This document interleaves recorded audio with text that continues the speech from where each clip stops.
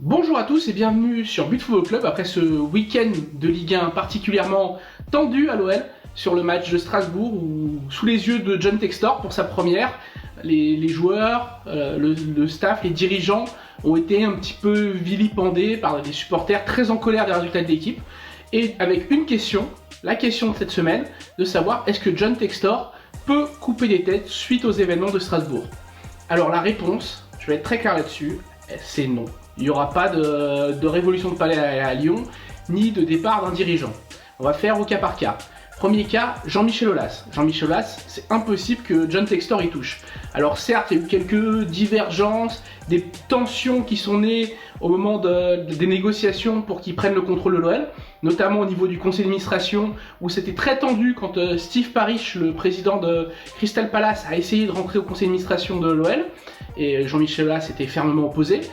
Mais aujourd'hui, maintenant que John Textor est au pouvoir, que Parish n'est pas au conseil d'administration de l'OL, les tensions sont bien dissipées. On l'a vu dans les opérations de communication des dirigeants, qui étaient très positives avant et après le match, et d'une manière générale, dans la relation Textor-Aulas qui s'est améliorée, qui est vraiment une relation de travail, avec beaucoup de respect, il l'a dit, de John Textor à Jean-Michel Aulas par rapport à tout ce qu'il a fait, par rapport à son rôle dans les instances aussi, qui est très important pour lui, parce qu'il a bien dit, John Textor, il va apprendre le métier, et qui mieux que Jean-Michel Aulas peut lui enseigner. Donc Jean-Michel Aulas ne sera pas touché, d'ailleurs s'il veut y toucher, John Textor, c'est précisément contractuellement ce qu'il doit faire, payer 10 millions d'euros, ça correspond à la clause de départ de Jean-Michel Aulas. Voilà, donc ça n'arrivera pas dans l'immédiat, normalement Jean-Michel Aulas est là pour 3 ans, et il faudrait un cataclysme pour qu'il ne soit pas là. Ensuite, Vincent Ponceau. Alors les supporters veulent le départ du directeur du football. Directeur du football, qu'il est à mauvaise appellation pour Vincent Ponceau, c'est davantage le directeur des ressources humaines, le DRH de l'OL. Mais bon, on lui a donné une mauvaise appellation et il paye cette appellation comme il paye auprès des supporters l'histoire avec Juninho, parce qu'on a opposé les deux clans, le clan Ponceau et le clan Juninho, alors qu'au final, c'était pas vraiment une guerre des clans, vu que c'est quelqu'un qui ne décide rien du football.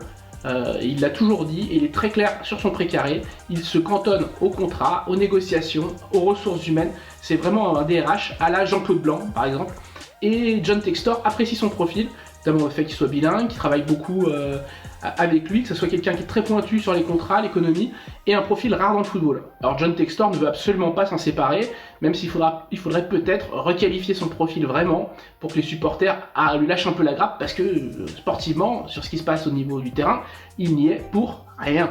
Alors ça nous amène au troisième point, celui qui est peut-être le plus en danger, même s'il n'est pas en danger dans l'immédiat, c'est Bruno Chéroux, parce qu'il est responsable du recrutement. Un responsable du recrutement, forcément, quand les résultats ne sont pas bons, c'est le premier fusible, avec le coach. Le coach a déjà sauté, c'était Peter Bosz, remplacé par Laurent Blanc, les résultats ne sont pas améliorés, donc forcément aujourd'hui on tape sur le directeur du recrutement.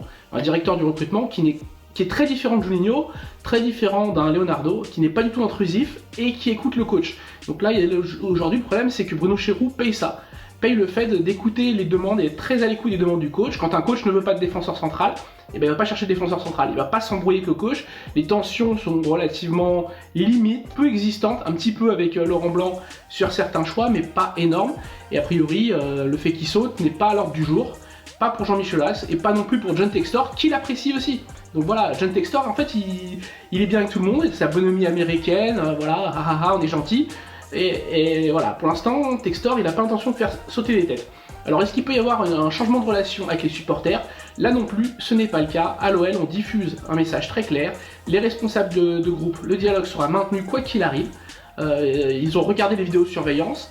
Ils ont vu que les responsables de groupe ont fait en sorte, sur les moments chauds, les moments d'incident, de calmer tout le monde, quitte à prendre quelques coups au passage. Donc ils ont apprécié ça, donc ils veulent aucunement casser la relation avec les supporters, il y aura encore du dialogue, ça va dialoguer, puis après, ça sera les résultats qui seront comme tout le vrai désignateur de ce qui va se passer. En tout cas, au niveau des dirigeants, il ne se passera rien, il n'y aura pas de départ, et ça, je peux vous l'assurer. Bon, c'est tout pour cette semaine, rendez-vous la semaine prochaine pour une prochaine vidéo sur l'Olympique Lyonnais.